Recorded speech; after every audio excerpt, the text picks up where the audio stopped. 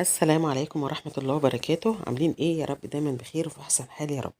هنعمل النهارده دبس الرمان بطريقة سهلة جدا جدا. مش هيكون زي اللي احنا بنشتريه من بره بقى، لا عليه مادة حافظة ولا عليه الوان ولا عليه اي حاجة. هيطلع بالقوام الجميل اللي انتوا شايفينه دوت، ويطلع طبيعي مليون في المية. الرمان طبعا من فاكهة الجنة، ما شاء الله عامل ازاي. هو جميل جدا دلوقتي ولسه برضو سعره معقول ومتواجد في الاسواق. دبس الرمان بيستخدم في التتبيلات، كل تتبيلات اللحمة زي ما انت عايزة. ممكن نستخدمه كمان كعصير على فكرة، احطه على فراولة، اضيف معاه بنجر واعمله عصير، احطه على برتقان، على اي حاجة عشان ياخد الفايدة بتاعتها. هنشوف النهاردة عملناه ازاي وشوف نحفظه من السنة للسنة ازاي. نبدأ بسم الله ونفصص الرمان بقى او نفرطه. شايفين ما شاء الله بيبقى فيه لونه ابيض من بره او احمر او يعني قرمزي شوية، بس هو كله مسكر، كله من حلو جوه.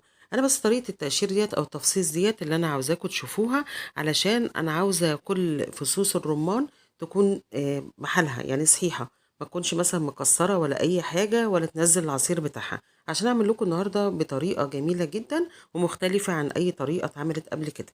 انا عملته معاكم قبل كده بس عملته الطريقه دي بصراحه طلعت اجمل بكتير عن اللي انا عملته معاكم قبل كده. بنقشره من فوق كده زي ما شفتوا، وبعدين بنفصص اللي هو الجوانب بتاعته ديت، وبطلع البذور واحدة واحدة.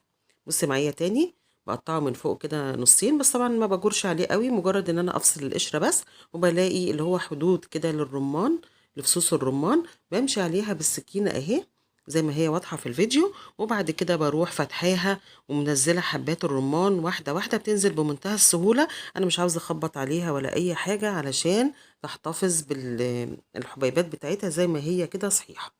هتفرق كتير على فكرة. شايفين بقى الجمال ما شاء الله عامل ازاي؟ تحفة.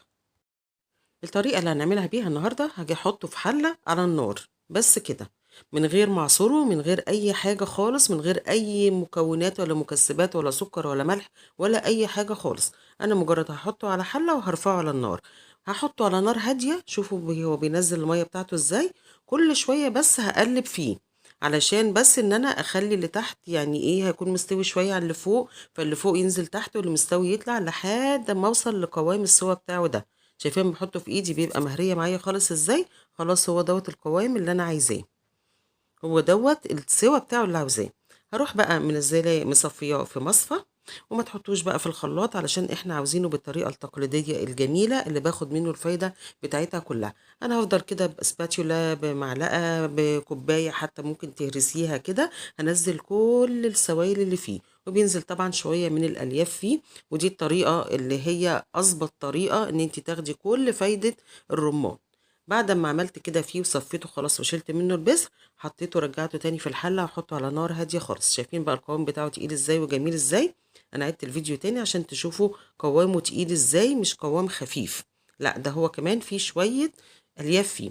هنا بقى بعد نار هاديه جدا وصلت للقوام اللي انتوا شايفينه قدامكم دوت، ما شاء الله جميل جدا وريحه روعه.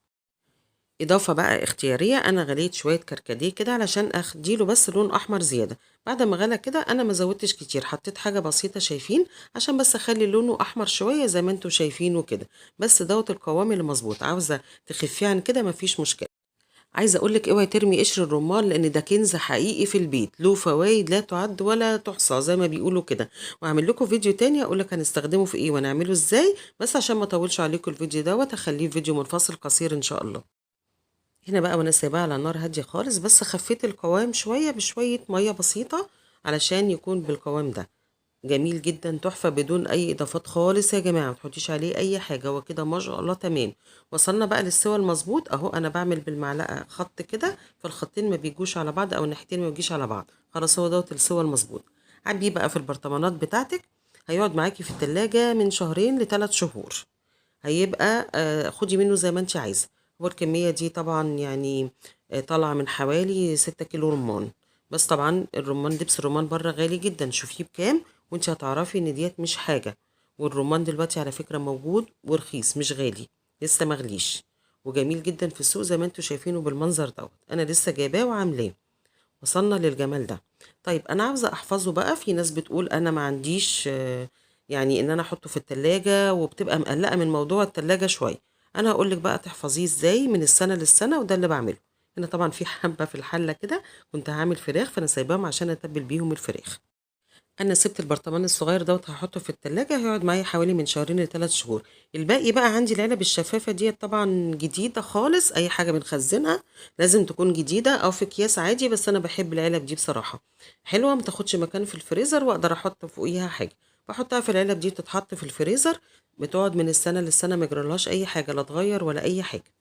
أرجو لو الوصفة عجبتكم اوعوا تبخلوا عليا باللايك والشير، واللي ما اشتركش عندي يتفضل يشترك عندي في القناة وينورني، ودمتم دايما يا رب بألف خير.